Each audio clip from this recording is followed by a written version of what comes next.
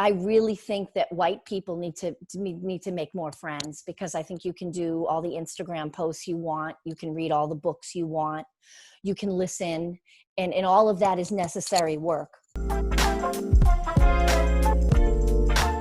You have been very vocal about racial issues, especially within the context of you having 3 biracial children, you being married to a Black man. As of the taping of this podcast, as you are well aware, this is a very tough time in this country with the unrest and protests. We're having conversations about police brutality and systemic racism that frankly feel much different than the ones that we've had before at different historical points in our country. What are you able, or what have you been able to tell your children about this moment that we're living in? Well, I think first and foremost, I want my kids, Sienna's 5 and Eli's 3, so they're too young. Stella is 10. And she did, she's had some moments where she's broken down, hysterically crying, are the police going to kill my daddy? So, I have this conversation a lot with a lot of people. It's like, you have to tell them. Yeah, I have to have conversations with her. I have to let her know that police treat Black people unfairly, and there is violence. And I stop at certain things. I certainly didn't mention the hangings, the 6 hangings there have been. So it's a delicate balance that I walk with, not only telling her what's going on, but just making sure I'm doing everything right as a white parent to my Black child. Make sure I'm educating her as well as I can, that I am doing everything in our community, in her school, that I can. It's a multifaceted work that I do every day. It's not just about, I try to tell her enough, but not too much to scare her, because she was having anxiety. When she drives around in the car with her dad, she is afraid. So I try to temper it with, I went out and protested, and I let her know that you have to get out and speak up and do things and be active. And the schoolwork, the work that I'm doing with her school, I try to tell her some of it too, so that she's aware that every day I wake up and say to myself, what can I tackle today? What work can I do today to do my part? Yeah, it's tough because as a Black woman married to a Black man, my husband is a licensed gun owner. And before we moved to Los Angeles, we were living apart. I was living in Connecticut because I was still working at ESPN, and he was living in Myrtle Beach. And it would give me a lot of anxiety because at times they have different gun rules. Like, he would have his gun in his car, and I'm like, I don't know how I feel about this, because of course we saw Philando Castile and what happened there, and just knowing, just as a Black man carrying a gun, that the police are not going to give you a certain benefit of the doubt.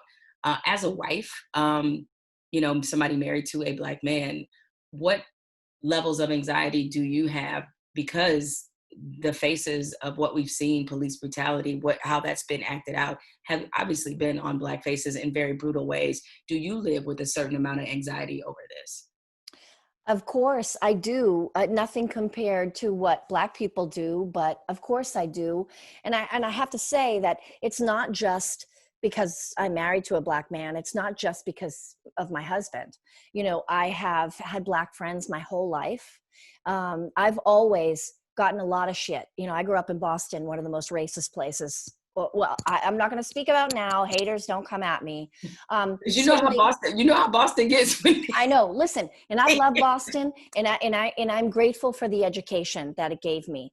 But I grew up in the 70s and 80s in Boston. It's an incredibly racist place. I grew up in an Italian-Irish neighborhood. I'm like Ray Liotta in Goodfellas. Like I saw it all. I had a front row seat.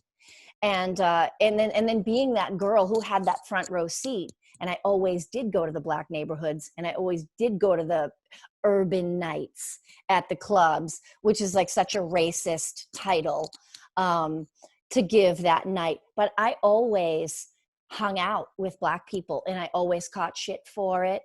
And so I feel like I have a pretty good lens on some of it. And so sorry, to bring it back to the point I was trying to make.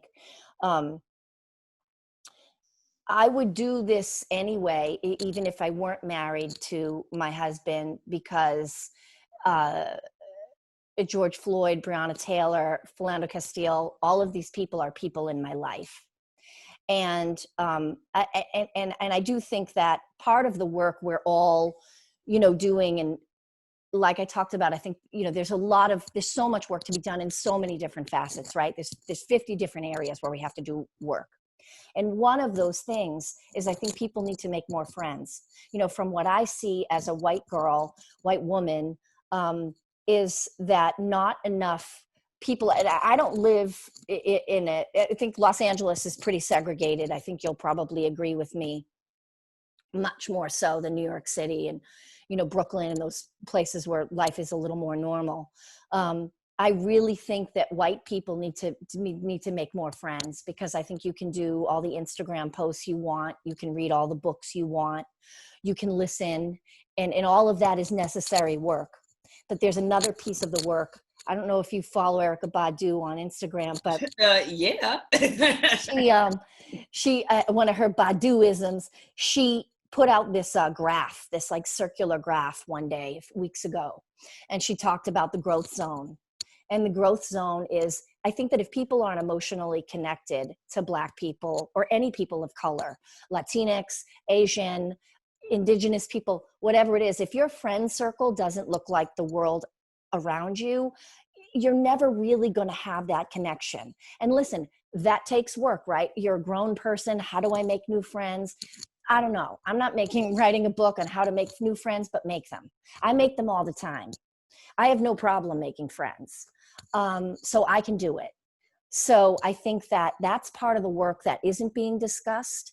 And I think white people have to be ready for Black people, women, or men, doesn't really matter, to not want to be your friend. And they don't trust us. And they have Black people have no reason to trust white people. So you can't get defensive, and you can't get your panties in a bunch. Just lead with an open heart. And if someone wants to be your friend, they want to be your friend. If they don't want to be your friend, keep it moving.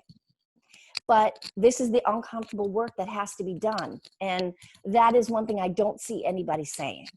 And that's one thing I see as a problem when I go places, when I go to events, when I go to work, when I go to a friend's house, and my husband's the only Black one there, we just get up and leave. And I say, I love you, but you need to fix your circle, and then I'll come back. Yeah. I mean, look, it wasn't until college that it really dawned on me that there's a lot of white people who can go their whole lives never knowing anything about Black people, never encountering Black people. We don't obviously get that luxury. We have to, at some point, know something about white people. Considering we're taught American history, we know a lot about white people by the time we get to a certain age. And wherever we go, we have to interact with white people, but it's not the same on the other side. And it freaked me out because, my suite mates in college, and when they had never had a Black friend before. I was like, how do you get this old? And they were just 18, 19, right? And so I can easily see scenarios of white people in their 30s and their 40s, maybe later, and having never had one non-white friendship. Easily see this scenario. All right, Ellen, I have a lot more I need to talk to you about. We want to take a quick break. Since you're from Boston, I got some New Edition stuff for you. So, I'm not going to let you escape. You already dropped Baduism. By the way, the key to getting a Black friend is drop a Baduism, and it will happen. Ellen just gave you a nugget, and you didn't even know it.